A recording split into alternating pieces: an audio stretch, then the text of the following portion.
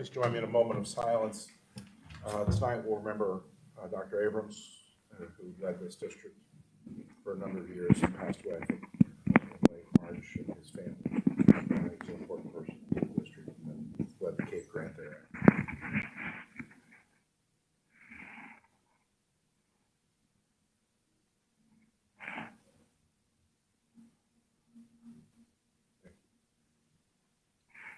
I pledge allegiance to the flag of the United States of America and to the republic for which it stands, one nation, under God, indivisible, with liberty and justice for all.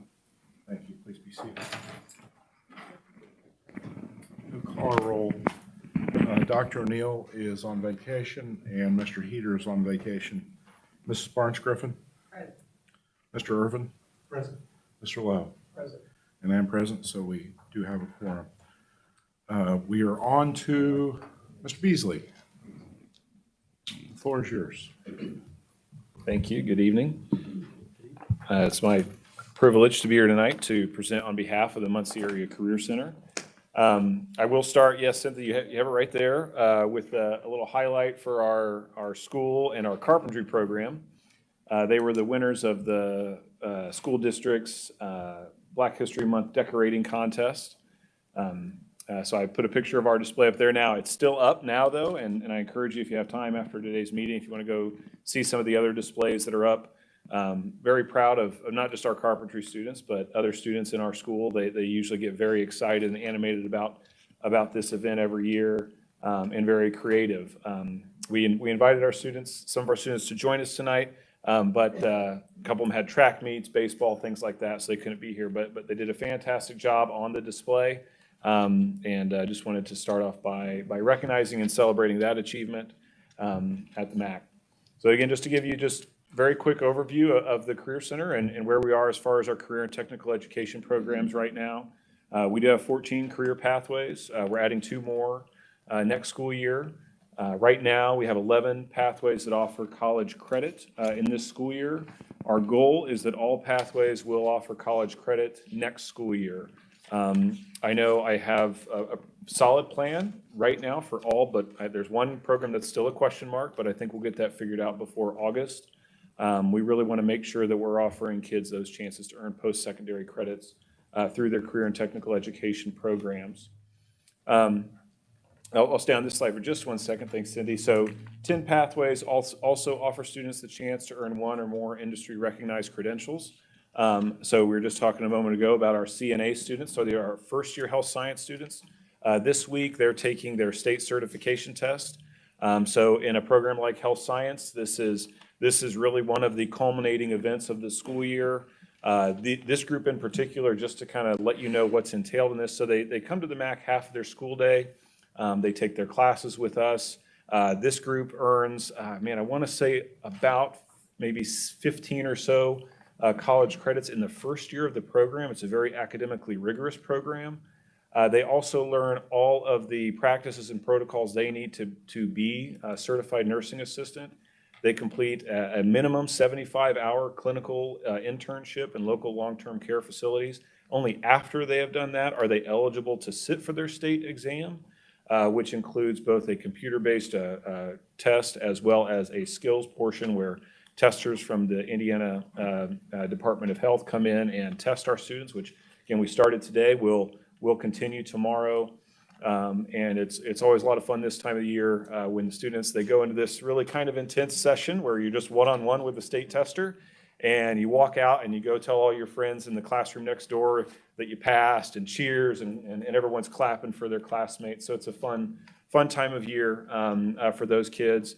But then that means, and again, you can apply this to lots of our programs, but that means that student now has a professional credential that they can put on a resume. Many of them, I know one of them actually was going tonight to take their results from their state test to an employer to show them, yes, I am now officially qualified to be hired in this role.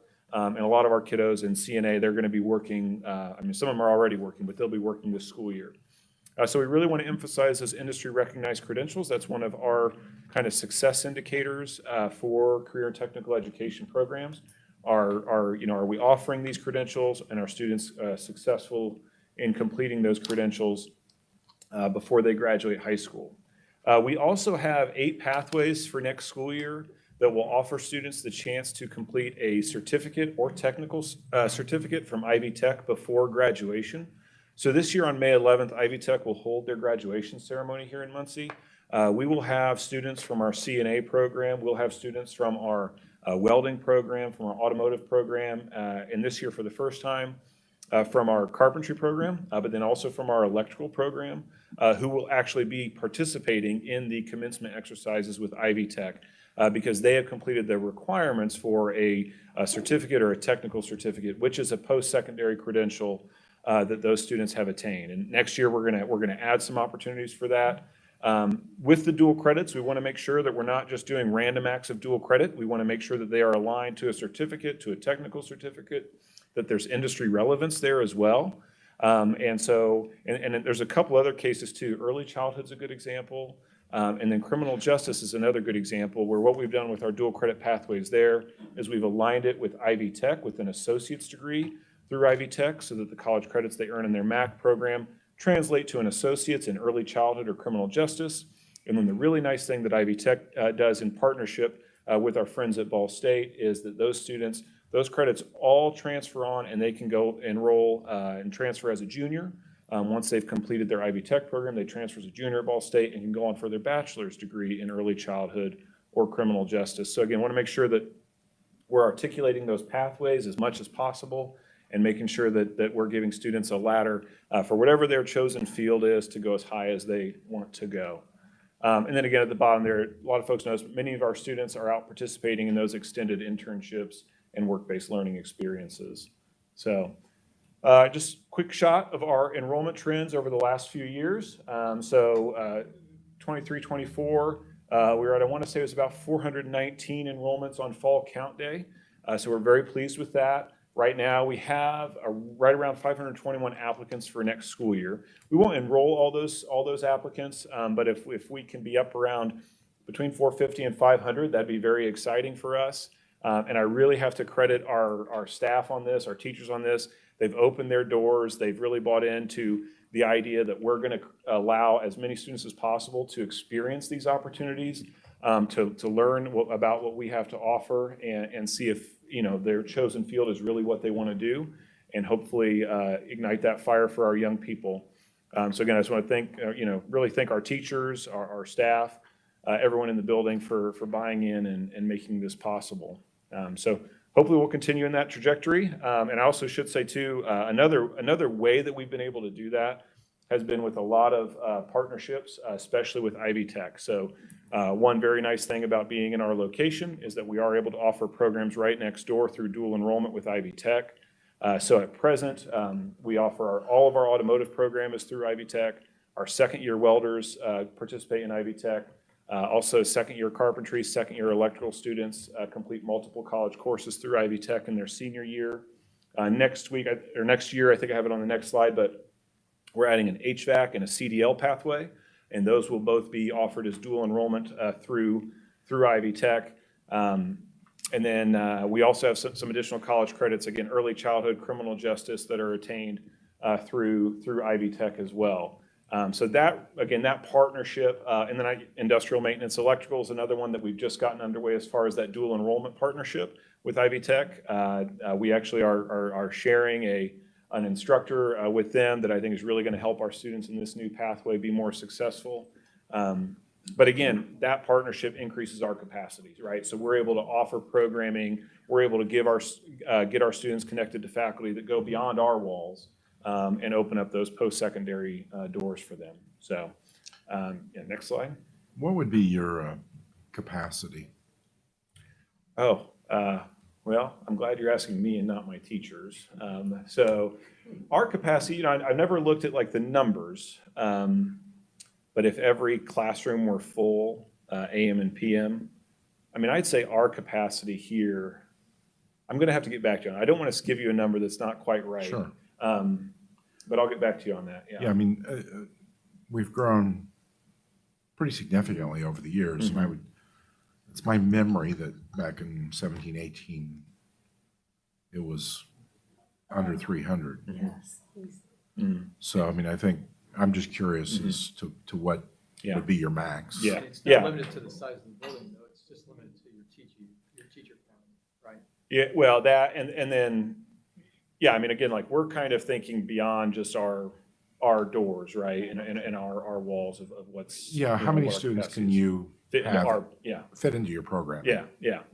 I'll get that to you and let you know exactly what Okay. that number Because is. as you grow, I mean, you can find locations outside of these walls. You can keep hiring staff if you have the right students, right? Enough students. Yeah, I guess I'm asking, given your current makeup, given your current staffing, what would be What would be the our outer capacity? limits of what Sure. you can do effectively? Sure, yeah, sure. So again, these are new programs that we'll offer next year.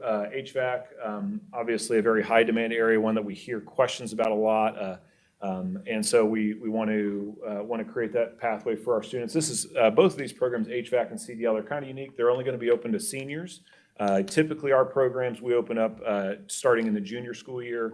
But working with Ivy Tech, we made the determination that it's most appropriate to offer these programs to seniors, just given the nature of the work that they'll be doing. But again, that HVAC program is going to be right next door, multiple industry relevant certifications.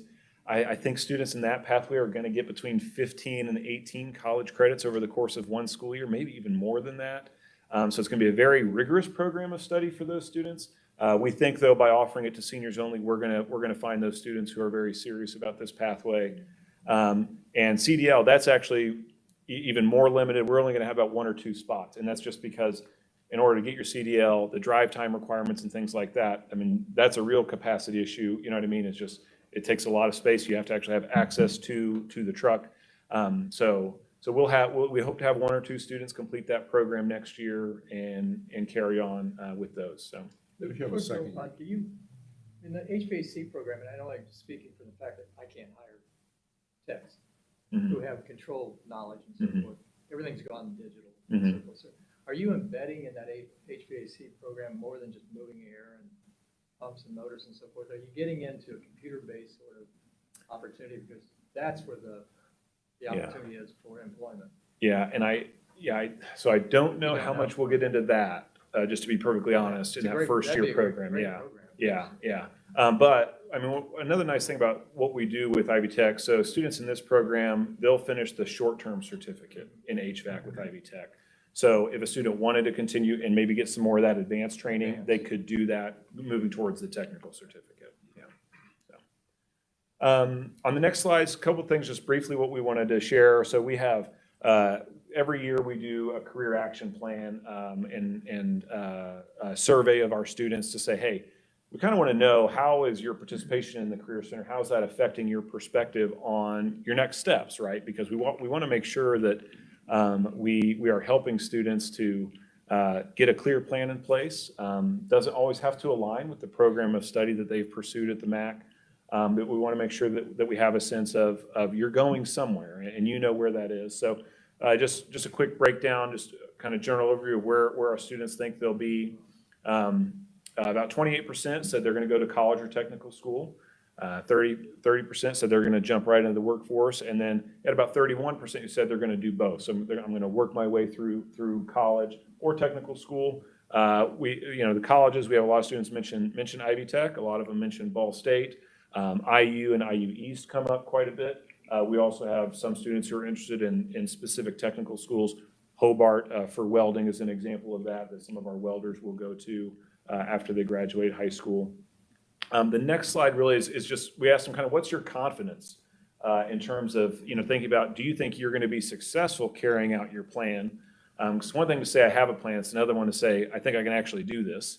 And so we had 42% of our kiddos said they felt extremely confident that they could carry it out. 31% were confident.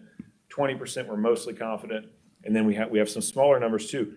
So one of the things that we're going to do with this information, though, is between now and the end of the school year as well, myself, but mostly Ms. Rhonda Ward, is going to be working with these students, working with Ivy Tech career coaches that we've partnered with in our career development workshops already, to try to help those students, especially those students who maybe don't have a clear plan already in place, or maybe they have questions about how do I make a connection between my aspiration and my reality, and how do I get there from here, as far as does it just mean, am I applying for jobs? Am I interviewing for jobs? Does it mean I'm applying to school? I'm getting accepted? I'm making my schedule for next fall, whatever it may be.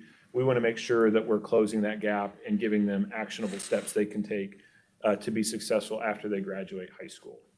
So that's just a quick snapshot of some of those responses. I did want to just briefly spend a little bit of time talking about our adult education program. So we also offer adult education here.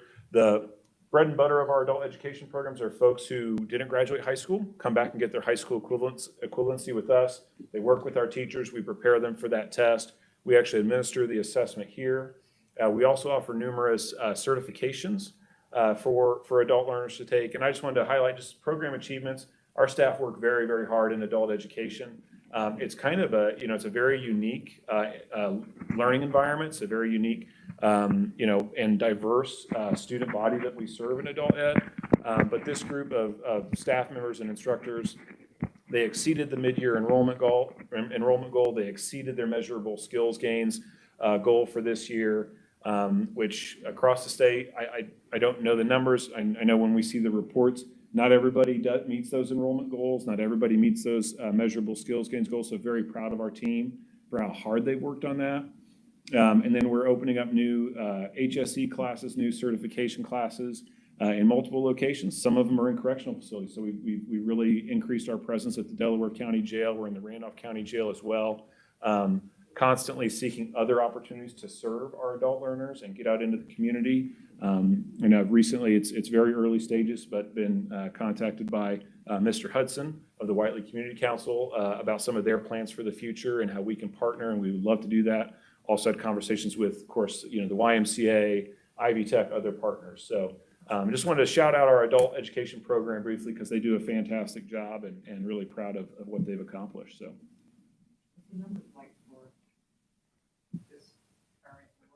For adult education? Yeah, so this year, so our full year enrollment goal is 225 students. Now that's everyone, so that includes, so we have morning class, afternoon class, we have night class, we have classes in Hartford City, Winchester, we have professional certification class, like we have a CDA class that operates with local early childhood centers. We have a welding class that we operate through Ivy Tech as well. And then again, all our correctional locations and things like that. So they're not all in one place. It's not like a traditional school, but that's our target. Statewide, so adult education enrollment has declined really over the last decade. Now we're starting to bounce back. COVID obviously hit us very hard, but really trying to get our numbers up and bring in more adults to again complete their diploma or get certifications so they can be more career ready. What are some of the barriers or challenges for them to succeed? Yeah, it's a good question. So I think a lot of it is just the life challenges. You're an adult. You already have kids, right? You probably have a job. So I think that scheduling piece is a big one. Of can you get to class when you need to get there?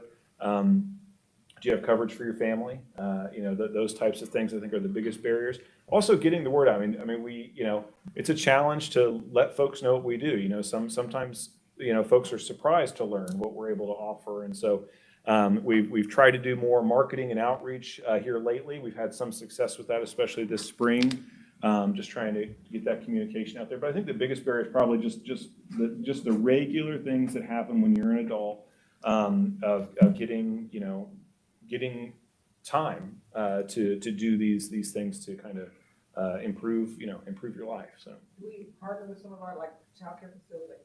I mean, have the students that you have currently or prior, have there been those resource assistance and support? So there's no formal partnerships in place with childcare providers, but we're hopeful for the future in kind of this area that there might be some opportunities like that come to fruition that would allow, it would help a lot of the local industry here, but then that might also be something that could serve our adult learning population if they have kind of a drop-in care thing here locally. Mm-hmm. Thank you. Mm-hmm. So, Caleb, a few questions. What's the demographic makeup of your current enrollment in the MAC programming? So right now we're pretty split male, female, pretty evenly split there. We are, I would say, in terms of racial and ethnic diversity, we're not quite as diverse as Muncie Community Schools overall, but we're fairly, I'd say, fairly racially diverse in our population. We do, as you know, we pull students from all the county schools over in Randolph County. So I think we're relatively diverse student body. If you filtered out those county schools where diversity is not as broad, would the student body be somewhat reminiscent of Muncie Community School? I think, yes, I'd say so. I'd say so. Yeah, would you? Yeah, Yeah. oh, yeah. All right, Yeah, yeah. and it's out Yeah. that we try to start a minority council out here. I've met with those students a couple of times. We try to make sure we get our, of course, our diverse students to meet. And then I've gone out this year, I didn't do it last year, I've gone out to all the schools. Okay. And of course, those students come up to me and I go out to them during lunchtime and talk to them about the map, so. Okay, thank you. Absolutely. On the students, our students who are going to work, whether it be full-time or as part of a joint program with higher ed, do we have a sense on wages? I know the wage rate has ticked up post-pandemic. I think we're gonna have a lot of variation across sectors there. So for instance, if you take a student who's in an entry-level position in automotive, that's gonna be different than in, for example, advanced manufacturing, one of our welders going out there. Right. So I don't know that I have like a, you know what I mean, a specific number of the typical starting wage of a Mac graduate. And one of the things that was impactful to me was I was getting my car worked on recently at, I think it was Valvoline, and it was one of our students, and he had worked his way up there after about a year to assistant manager. I think he was like at $23 an hour. And so I think to the extent we're able to give some indication to our students what Right. potentially awaits them in terms of ranges. Yep. Yeah, and we always use that. So basically, when we go out to the schools, and I didn't bring our brochure tonight, but we try and share average. Now it's usually statewide data that we use. It's Indiana data, but average statewide, salary information for different positions that they would qualify after completing a MAC program, just to give them a sense of about where they could expect to be. And I wouldn't be, it wouldn't be me speaking if I didn't ask, in the adult or our traditional MAC programs, do we see any issues with regard to literacy that need to be addressed? Yes. Yeah. And if so, how are we dealing with that? So, yeah, Given so. the changes that we're seeing it with curriculum. Right, yeah, so I think what I'd say is, and it's not just MCS, it's across the board. I think that we see a fair number of students who struggle with reading and writing. I think to some extent with our high school students, that's also, we kind of anticipate that because we know that a lot of our students who come to us, maybe they're excited about a career field, but maybe they're also, traditional school has been very difficult for them and they want to try a different approach to school and come to a more hands-on program and things like that. That said, we also tell all of our students that your MAC program is going to involve reading and writing, and so we don't exempt students from those expectations.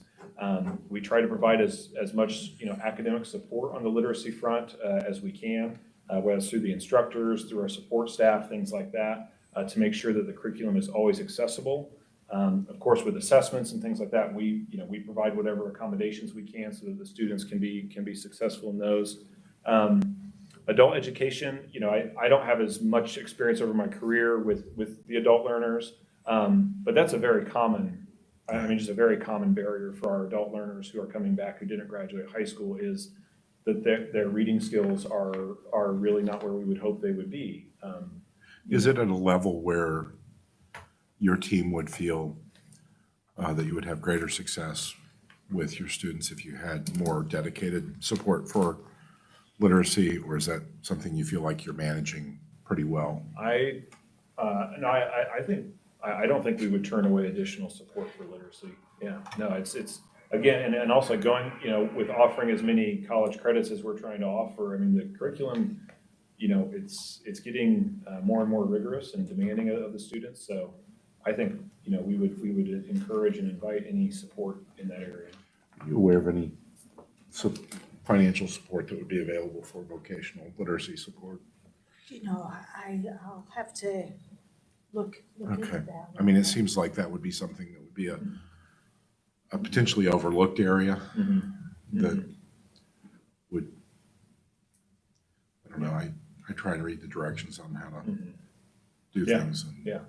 No, yeah, Oftentimes and I think, challenging. Yep, but it's absolutely essential. I was actually out with our carpentry program today out at the job site, and students were installing some closet doors that came, and they were having to read the instructions on how to, some of it's kind of complicated, and they're having to work through those, and so yeah, absolutely, it's essential for our students, and not just for our programs, but we also know for their success later on. They're going to have to read, they're going to have to write in their career fields, and we need to make sure that we're supporting them as best we can. Well, I'll keep my eyes open. If you do likewise, let me know. I'm a big believer just sort of eyeballing closet doors. I mean, I think you get those rollers up. Right. Out there, yeah. Is there anything that the MAC needs from the board? I don't think so. I mean, I want to thank Dr. K, who, as long as I've been here, has been super supportive of the Career Center. Same with Dr. Reynolds, with Brad. I mean, everyone has been great at helping us get what we need, and responding when we say, hey, we're coming up here for something, and see if you can help us out. Thanks also to the board.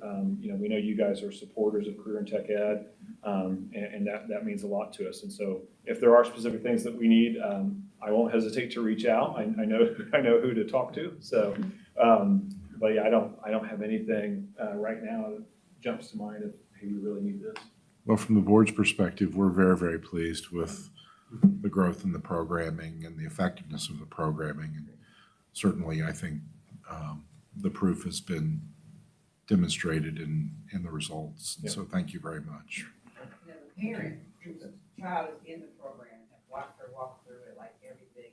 She has complimented you all the way. Stressful, but like today, the state exam that they took.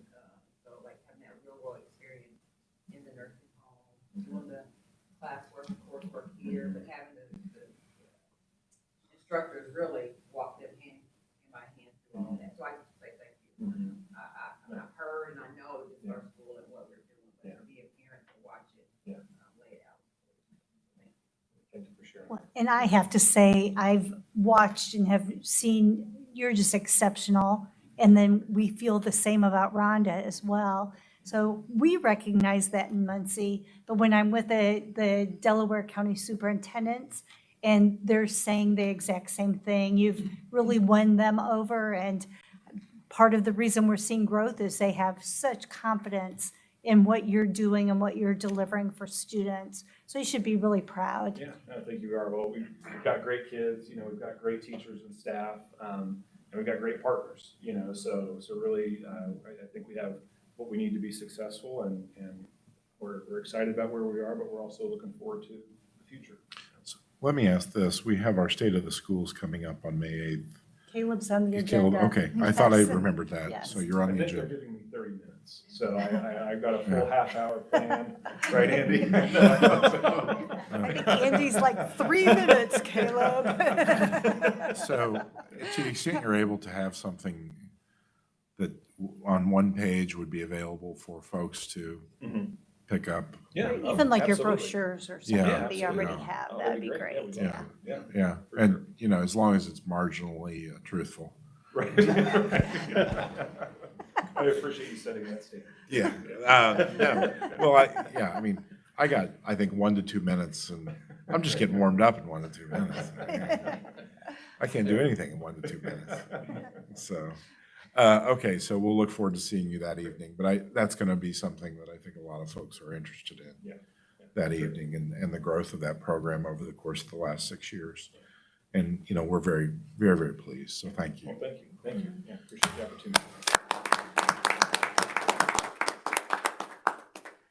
Dr. K? Well, Caleb, you did a nice job, but boy, we had your daughter up not too long ago, and you're not quite as, I was not quite as animated, are you? The quiet one's out here. Thank you. First of all, I want to mention that the Community Engagement Council, they watch virtually. And so while they're not here, they are very interested. They watch what's happening, and then they go and share information across Muncie. So I'm giving them a shout out. Thank you for watching. I know you are, and we appreciate all your support. With Tasha, Jim, and I were at the National School Board Association Conference, left late last week and got back yesterday. And I think that one of our biggest takeaways is that we always have a lot to learn, but as we sit through sessions, we really are on the right path, and we feel that we really should be doing more presenting, because sometimes we're ahead of some of the things we're hearing about. So it's a good way to measure how we're doing, and that felt pretty good. I wanted to remind everybody that we have pre-K and kindergarten roundup on Thursday from 4:30 until 6 o'clock at all the elementary schools. We also have a couple save the dates. First save the date is for Rhonda's multicultural mixer that's going to be at the high school on April 30th from 5 to 7. And then our State of the Schools, which will be at Southside Middle School. Reception it begins at 6. Presentation begins at 7, and that's on May 8th. So you'll be able to come and hear Jim get warmed up for a minute or two if you're able to come. If you would like to see that big basketball that we talked about that was in Indianapolis for the Big Ten, it's going to be delivered on Thursday. And so you could view it at the field house sometime on Thursday. So we'll be anxious to see that. And then I wanted to give a shout out to our choir at Northside, the Titations. The 6th grade received gold at state competition, and then the Titations received gold with distinctions. So we're always proud of the work that they're doing, and that's Mr. Dennison. He's really exceptional. And I think that is it for me tonight. Okay, any questions for Dr. K from anyone? Any questions? So we will move on to the consent agenda, but before we do that, did we everybody enjoy the Eclipse Day? Did our students enjoy it? Did we hear any feedback from our students? It was excellent. Any feedback? I did hear people say that. Well, I thought it was remarkable. I mean, I really did. I thought it was.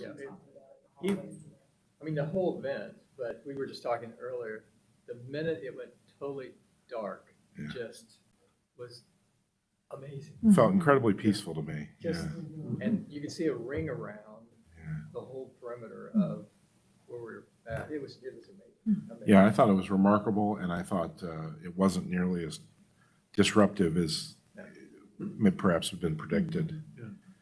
Cannon Commons was full, but it was not packed to the gills. So, well, I'm glad our students were out and able to see the event. It would have been difficult to have managed it, so it's a good choice. We'll move on to the consent agenda. I want to recognize the retirement of their speech language pathologist at Central, is Nancy Biner, who's been with MCS 30 and a half years. And so we wish her a restful and fulfilling retirement. She's retiring June 7th. We also have within the personnel agenda, Mr. Reynolds' contract. So if we approve that, Dr. Reynolds, you're going to have to chase down Dave. He's got to sign it as secretary. So, so, Country somewhere that you can get to without. Where in the world is? so are there any questions concerning the personnel agenda?